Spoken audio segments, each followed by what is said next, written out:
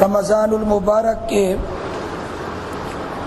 جو دروس ہیں، سب سے پہلے ہم نے روزے کے بارے میں بیان کیا تھا، روزے کے فضائل، روزے کے مسائل۔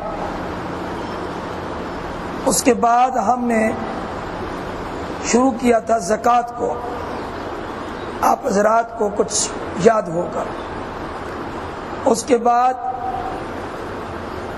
پھر اعتکاف کا ذکر آیا تھا، پھر اس کے بعد ہم نے کئی دنوں سے نماز کے مسائل اور فضائل کا ذکر شروع کیا ہوا تھا۔ اسلام کے کل 5 ارکان ہیں، تو ان میں سے نماز کا ذکر بھی آ گیا، زکوٰۃ کا ذکر بھی آ گیا، روزے کا ذکر بھی آ گیا۔ اب رہ گئے 2، ایک حج ہے اور سب سے پہلا رکن ہے شہادتین، اشہد ان لا الہ الا اللہ و اشہد ان محمدا عبدہ و رسولہ۔ میں اس بات کی گواہی دیتا ہوں کہ اللہ کے سوا کوئی عبادت کے لائق نہیں، اور اس بات کی میں گواہی دیتا ہوں کہ حضرت محمد اللہ کے رسول ہیں صلی اللہ علیہ وآلہ وسلم۔ یہ شہادتین ہے۔ اگرچہ حج ہر بندے پر فرض نہیں ہے، لیکن انسان کو ایک محبت بھی تو ہوتی ہے، ایک جستجو بھی تو ہوتی ہے، اور بہت سے لوگوں پر حج فرض بھی ہے اور حج کرتے نہیں ہیں، توجہ نہیں ہے۔ اس لیے حج کے بارے میں بھی مختصر سن لیں۔ اسلام کے 5 ارکان میں سے یہ بھی ایک رکن ہے، فریضہ حج۔ حج کا فریضہ صرف عمر بھر میں 1 مرتبہ ہے۔ کس شخص پر فرض؟ من استطاع الیہ سبیلا۔ قرآن نے مختصر بات کی ہے، جو وہاں تک پہنچنے کی طاقت رکھتا ہو۔ نبی علیہ الصلوۃ والسلام نے اس استطاعت سبیل کی تفسیر یوں ارشاد فرمائی، الزاد والراحلہ، سواری کا خرچہ ہو، آنے جانے کا، آج کل کے اعتبار سے جہاز کا خرچہ ہو، حکومت کا جو طریق ہے اس کے مطابق جائے یا پرائیویٹ جائے، اس کے پاس آنے جانے کا خرچ ہو، اور یہ بھی یاد رکھیں وہاں جانے کا بھی خرچ ہو، جو وہاں پیسہ خرچ ہونا ہے، کھانا پینا ہے، قربانی کرنی ہے، وہاں کا خرچ بھی ہو۔ تیسرا خرچ، اپنے اہل و عیال کو اپنے آنے تک خرچ دے کر جائے۔ یہ 3 خرچے اس کے پاس ہوں۔ حج عمر میں 1 مرتبہ فرض ہو جاتا ہے، باقی حج جو ہے 1 مرتبہ کر لیا، باقی نفل ہے، آپ جتنے چاہیں کریں۔ اللہ نے اگر استطاعت دی ہے، بعض لوگ سنا ہے کہ وہ ہر سال جاتے ہیں، ایسے بھی لوگ ہیں۔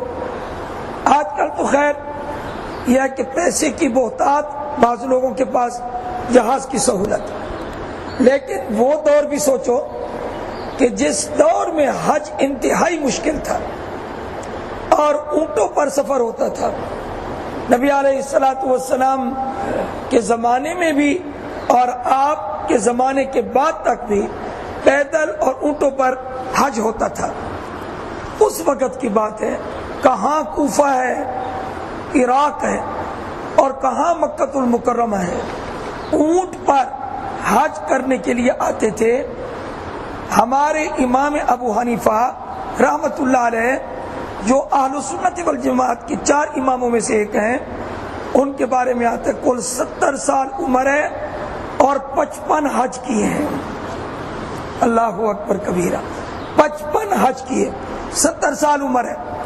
ایک قاری صاحب مجھے مکہ المکرمہ میں ملے، کہنے لگے مولوی صاحب میں کہہ روڈ پکے کا ہوں اور مجھے 25 سال ہونے والے ہیں یہاں مکہ المکرمہ میں رہتے ہوئے، پیچھے میں نے کوئی جائیداد نہیں بنائی، جو کماتے ہیں یہاں بچوں پہ خرچ کر دیتے ہیں، اور ہمیں جو کچھ بچ رہا ہے وہ سال کا حج بچ رہا ہے۔ تو 25واں حج ہوگا میرا اس سال، یعنی تو یہ بھی بڑی بات ہے۔ تو حج جو ہے بہت بڑی عبادت ہے، اہم عبادت ہے، لیکن جن لوگوں پر حج فرض ہے اور وہ لوگ حج نہ کریں، اوئے ہوئے، بس آپ حدیث کا ترجمہ سن لیں، آپ کو پتہ چل جائے گا کہ حج چھوڑنے کا گناہ کتنا ہے، حج نہ کرنے کا گناہ کتنا ہے۔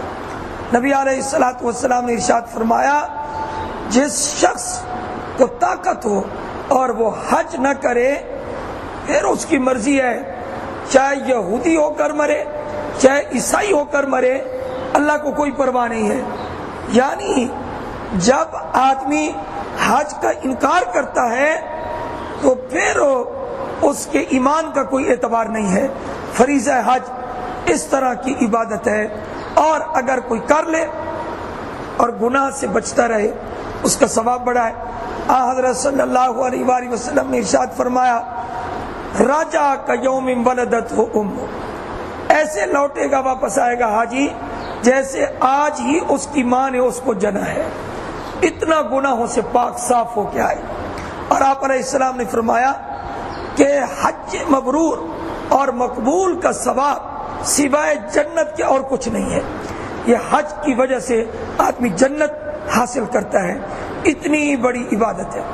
میں نے ایک جگہ پڑھا بہترین حج کون سا ہے، بعض کتابوں میں لکھا تھا جو پیدل کیا جائے، تو جتنا آدمی پیدل چلے گا اتنا حج افضل ہوگا۔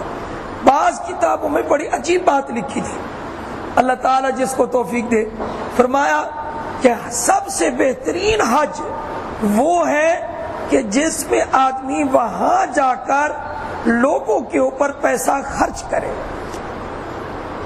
یہ بہترین حج ہے، پیسہ وہاں جا کر خرچ کرے۔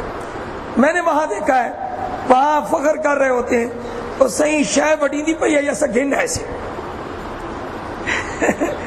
آپ نے بھی دیکھا ہوگا سبیلوں کے سامنے سب سے زیادہ پاکستانیوں کی لائن لگی ہوئی ہوتی ہے۔ یہ جذبہ ہمارے اندر ختم ہونا چاہیے۔ اصل جذبہ کیا ہونا چاہیے؟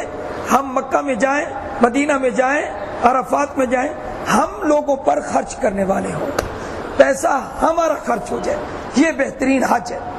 ایک حدیث پاک میں حضرت صلی اللہ علیہ وآلہ وسلم نے ارشاد فرمایا، الحج العج والسج، اونچی آواز میں تلبیہ پڑھنا اور قربانی کرنا، یہ ہے اصل میں حج، بہترین حج ہے۔ ظاہر ہے حضرت ابراہیم علیہ السلام نے قربانی کہاں کی تھی، آپ خود بتائیں، یعنی پوری دنیا میں قربانی ہو رہی ہے تو قربانی انہوں نے کہاں کی تھی؟ سب سے افضل قربانی کی جگہ تو وہ ہے، یعنی مینا ہے، تو مینا میں حضرت ابراہیم علیہ السلام نے اپنے لخت جگر کی قربانی پیش کی۔